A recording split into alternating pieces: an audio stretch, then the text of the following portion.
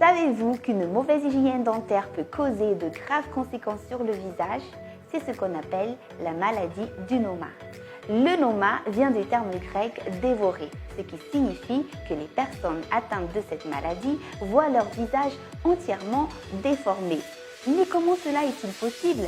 Le docteur Lantmiena Benzamina Rakutsan, directeur de la clinique Santé Plus à Antsirabe, nous donne plus d'explications. Ny faharatsiany ny ativava sy ny nify dia miteraka karazana nana sy loto ao anatiny izay manimba n'iny masoara iray manontolo iny, manimba n'iny takolaka iny, mihinana n'iny molotra iny sy iny orona iny, ary dia izay no antsoina hoe noma. Mais qu'est-ce qui provoque cette maladie dangereuse? Ao ny tsy fanjarian-tsakafo, ao ny tsy fikarakarana ny nify sy ny ativava, ary eo koa ny amin'ny ataontsika hoe ny finonom-poana amin'ny aretina izay mitranga tahaka ny hoe ny tsika raha marary ny nify dia asiana paraky na asiana an'ireto ataontsika hoe fanafodifody kely isan-karazany ireny dia mety mampiombo an'ilay aretina izay atao hoe noma. L'extrême pauvreté et une mauvaise condition de vie sont également des facteurs associés à la maladie du noma. Le noma peut être mortel s'il n'est pas traité à temps. Par contre, dans le cas où elle est détectée tôt, cette maladie peut être facilement traitée. Mais comment donc différencier le noma d'un mal de dents ordinaire? Il y a des signes auxquels nous devons être attentifs pour savoir si un mal de dents n'est pas en train de s'aggraver en noma. Ny ahalalana azy fotsiny dia ny hoe ny ativavany izay ratsy tahaka ny hoe maniry, simba ny nify, loka ny nify, mivoto, tsy mety sitrana na omena antibiotika aza, ary dia misy ohatran'ny nahana izay tsy mety mijanona mihitsy ao anatiny ao, dia izay zavatra mipetraka anankiray izay dia efa tokony ho mailomailo satria matetika efa mizotra ho any amin'ny ataony hoe noma izy io.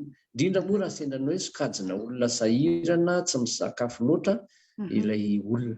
Comme cette maladie entraîne une destruction du visage, le traitement est donc la chirurgie plastique. Et si la personne a un mâchoire complètement déformé, les médecins effectuent ce qu'on appelle une chirurgie maxillofaciale. Ny fitsabonany ny maladie du noma dia matetika izy ireo omena tsy maintsy ampidirina hôpitaly dia amena antibiotika farany izay mahibetsaka, amena vitamine araka ny tokony ho izy, ary ankoatr'izay satria tsy maintsy miova ny endrik'ilay zaza na ilay olona voan'ny noma, dia amin'ny alalan'ny fandidiana ny tarehan'ireo zaza ireo mba ho tonga olona normal izy. Ohatra fotsiny ny zavatra anankiray mety mitranga, mety hoe misy olona voan'ny maladie du noma izay tsisy molotra intsony na tsisy orona intsony, dia ny ataonay dia mamorona molotra,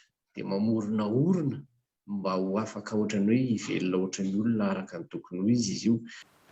Comme la lèpre, le noma a disparu de nombreux pays depuis des décennies. Mais Madagascar figure parmi les pays où il existe encore. Avec le soutien de la société Star et de l'association Les Enfants du Noma, des chirurgies réparatrices sont aussi menées auprès des enfants souffrant de cette maladie. La clinique Santé Plus indique avoir effectué 10 interventions chirurgicales liées à cette maladie depuis le début de son programme. Pourtant, ce chiffre est déjà élevé si on compare avec celui d'autres pays. Normalement, la prise en charge du noma se fait gratuitement à la clinique Santé Plus à Antsirabe. Mais malgré cette prise en charge, il est encore difficile de soigner cette maladie parce que les médecins traitants sont confrontés à des problèmes liés au niveau d'éducation des familles concernées.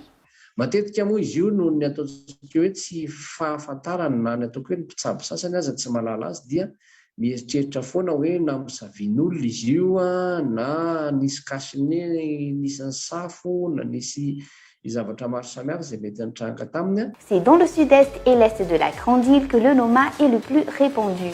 Les personnes les plus concernées sont les enfants qui ont entre 2 à 6 ans. Ils sont d'autant plus vulnérables quand ils souffrent de malnutrition.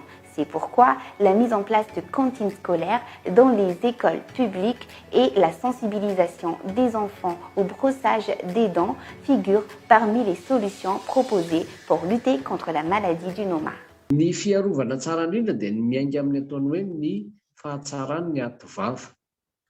Raha misy izany ezaka mbola tena tokony atao eto Madagasikara dia ny ezaka ny amin'ny ataontsika hoe fitazanany olona hiborosy nify, hikarakara ny ativava.